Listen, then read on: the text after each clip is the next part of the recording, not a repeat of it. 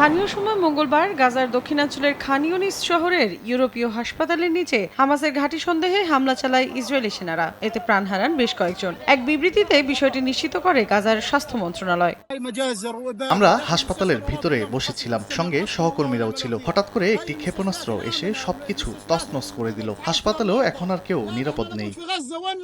চলমান সহিংসতার মধ্যে ফিলিস্তিনের স্বাধীনতাকামী সংগঠন হামাসকে নির্মূল করতে শেষ পর্যন্ত যাওয়ার হুঁশিয়ারি দিয়েছেন ইসরায়েলের প্রধানমন্ত্রী বেনিয়ামিন নেতানিয়াহু। মঙ্গলবার দেশটিতে আহত সেনাদের পরিদর্শনের সময় তিনি বলেন, হামাসকে ধ্বংস করতে কয়েকদিনের মধ্যে গাজায় পূর্ণমাত্রায় আগ্রাসন শুরু করবে আইডিএফ। এ সময় হামাস যদি বলে তারা ইসরায়েলি জিম্মিদের মুক্তি দেবে, তবে সাময়িক যুদ্ধবিরতির মাধ্যমে তাদের ঘরে ফেরানোর ব্যবস্থা করা হবে। কিন্তু এরপরও যুদ্ধ বন্ধের কোনো উপায় থাকবে না। পূর্ণমাত্রার হামলার সময় উপত্যকাটির অর্ধেকের বেশি মানুষকে সরে যাবার নির্দেশ দিয়েছেন নেতানিয়াহু। গ্লিটারের টুইন লেমন ও অ্যান্টিব্যাকটেরিয়াল ফর্মুলা বাসনকে চকচকে জীবাণুমুক্ত করে আমাদের দেয় গ্লিটার গ্যারান্টি।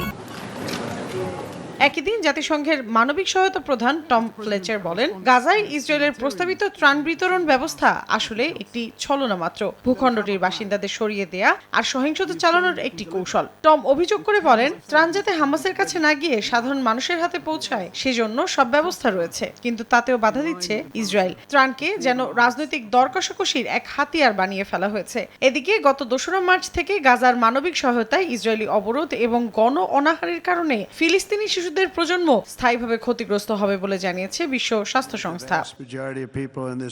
অন্যদিকে গাজার বাসিন্দারা একটি ভালো ভবিষ্যতের অধিকারী বলে আবারও মায়াকান্না দেখিয়েছে ইসরায়েলের নগ্ন সমর্থক যুক্তরাষ্ট্র। সৌদি আরবের বিনিয়োগ সম্মেলনে দেশটির প্রেসিডেন্ট ডোনাল্ড ট্রাম্প বলেন, গাজায় যুদ্ধবন্ধের লক্ষ্যে কাজ করছেন তিনি। পাশাপাশি হামাসের সমালোচনা করে বলেন, যতক্ষণ না তারা রাজনৈতিক উদ্দেশ্যে অপহরণ নির্যাতন বন্ধ করবে, ততক্ষণ ফিলিস্তিনিদের জীবনমান উন্নয়ন হবে না।